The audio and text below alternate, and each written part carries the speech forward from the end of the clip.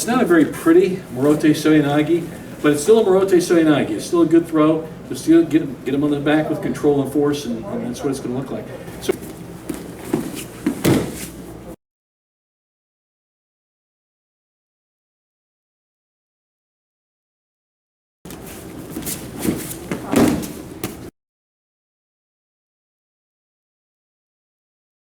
what we're doing here, I've got a lot of lapel going here, okay, and I just can't get this, or I miss it, or I purposely want to do this. What I'm going to do is when I do my Morote Seoi Nage, I'm taller than him, so I'm going to have to show you. I'm going to have to curl up like this, and my elbow is not going to go under his arm, it's going to go above his arm, and I'm going to be curling over. So that's what we're going to be doing here. It's not a pretty Seoi Nage, but it does work. And it, again, if you're a Morote Seoi Nage type athlete, this is a good plan B if you can't get under the elbow or the armpit.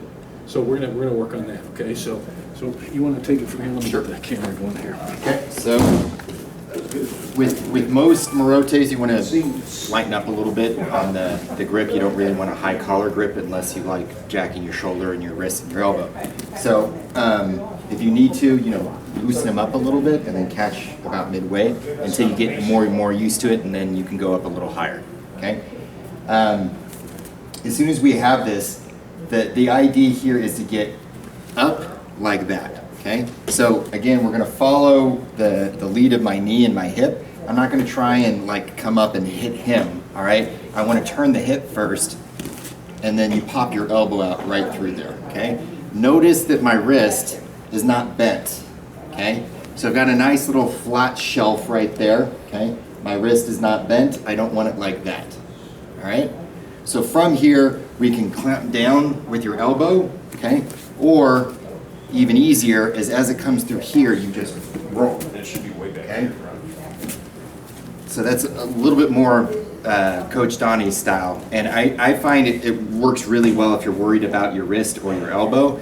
It just kind of tangles in there and naturally pops through. And you can see how, as I turn, he's just coming with you. Okay? So we'll start with that one first. So again, I'm going to clear this way, step through, pop, down in my normal Seoi Nage stance. You can see him rolling into his lapel right here. Knees are pointed, over halfway that way, and then we roll through.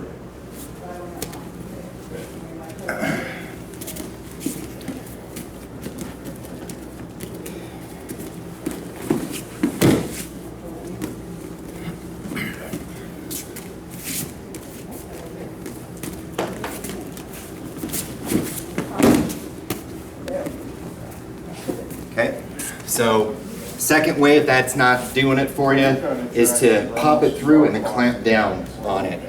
And that one's a little bit easier to kind of drag the guy into it. You've already pulled the sleeve out, and then you're going to lock it with your elbow and his far lapel. And then you just kind of have to sag into your knee drop. Okay, so as I come through, and this is especially helpful if you only got a little piece of the tail of the gi here.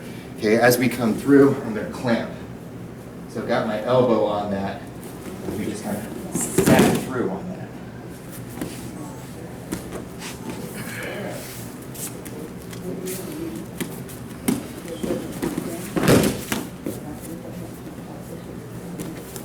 So as soon as it pops out, right down. Okay? And a little bit looser, pull.